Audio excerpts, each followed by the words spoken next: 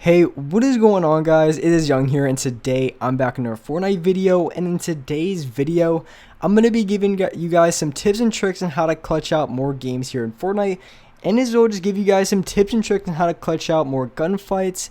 And I do have a gameplay that I'm showing in this video where I had a pretty clutch ending, so I'm going to fully break that down and explain how I was able to clutch out in that game. And before we get into the video, I have a V-Buck giveaway. If you guys want a chance to win some free V-Bucks, all you guys have to do is to drop a like on the video. Make sure you guys subscribe to my channel and also subscribe to my second channel. The link for that will be in the description or the pinned comment. Turn on my post notifications and as well comment down below your Xbox gamer tag, your PSN gamer tag, or Epic account.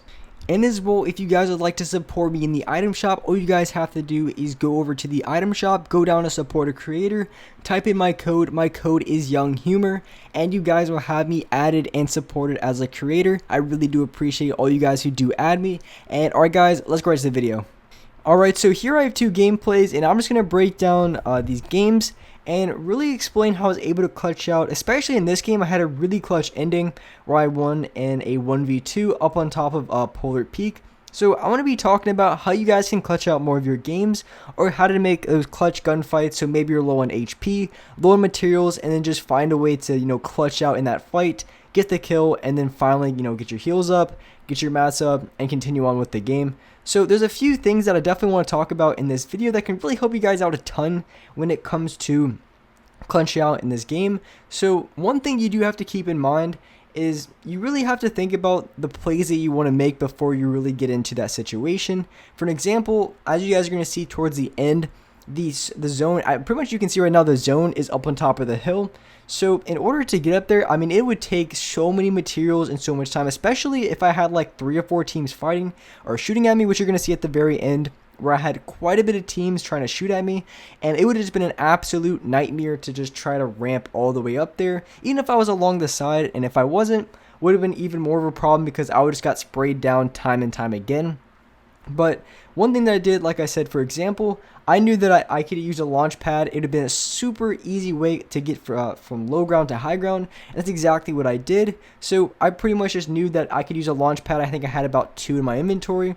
Super easy, popped the launch pad, and I went right for high ground. And that was just something that I've done multiple times, and I know it's just one thing that just works time and time again, especially if you want to get to high ground the fastest way possible without having to wasting all of your materials, or just having to ramp up without having to worry about other people just spamming you down every single time that you try to ramp up. But there's going to be other plays that can work very, very well. And for another example, a lot of times when you're in the gunfight, and sometimes maybe your teammate gets knocked, or maybe you're fighting in a 1v2, and this concept really does apply to pretty much anything. Maybe you're in solos, squads. So pretty much the rule of thumb is you never really want to get shot by multiple players from multiple different angles. It's not so bad if you have 2 people shooting at you and it's like right in front of you. It's really not that big of a deal. You can usually defend off of it pretty easily. But I'm mainly talking about you have 2 different people shooting at you. One's from your left, one's to your right, maybe one's in front of you and one's behind you. That's probably one of the worst positions you can be in, because you have to, especially for those of you guys on a controller, depending on your sensitivity, it could be a little bit harder, a little bit easier.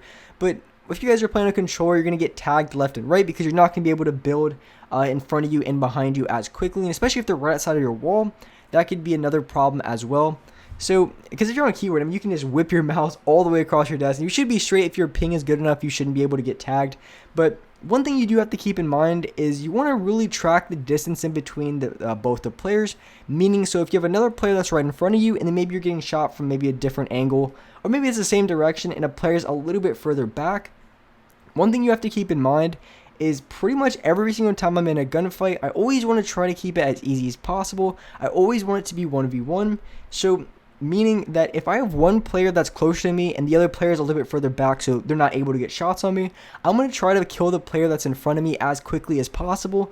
Because if I wait it out, if I play a little bit slower, then that pretty much means that I have to fight both of them at the exact same time. But if I play quickly and I'm able to get a knock on the first player, it's going to be so much easier killing the second player because I don't have to worry about fighting them at the exact same time. So any possible chance that you can get yourself into a 1v1 rather than a 1v2, it's going to be ideal. And really the best way to be able to do that is you do have to play aggressive, because if you want to be able to, especially if you're rushing against 2 other players, a lot of times if you shoot at another player, the first thing they're going to do is just sit and box in, which is super annoying, but that's pretty much how everyone plays in this game.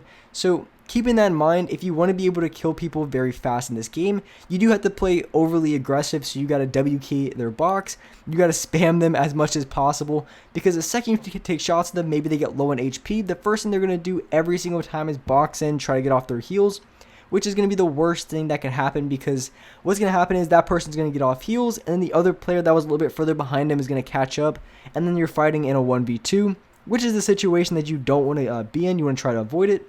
But because sometimes you're not able to kill the player right away, but if you are fighting in a 1v2, the best possible position you can have is going to be on high ground. As you guys can see here, I just absolutely clapped these 2 players super easily because I had high ground, because if I had low ground, I would have got spammed by these players so much. It would have been super hard to try to fight these kind of players, just because even it doesn't really matter.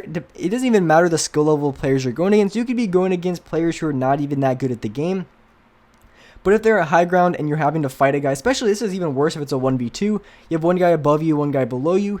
Even if the player above really isn't that good, if they're just constantly unloading clip on clip with their scar on you, it's going to be a lot harder to win in that gunfight, even if they're missing all their shots, because it's just something you still have to defend against. You still have to build in that direction. So the best position you can have, and this is definitely my go-to, especially when it's a 1v2, because in a 1v1 you can get away with a lot more. So in solos, that's why I think solos can be a lot easier at times, because in duos you do have your teammates and you can kind of use that to your advantage. But in solos, you really do have a major advantage in a 1v1 because you don't have to have high ground, meaning that if you want to just sit low and sit on the ground, the other player, even if they keep cranking 90s or going all the way up, it really doesn't matter, because eventually they do have to come down no matter what.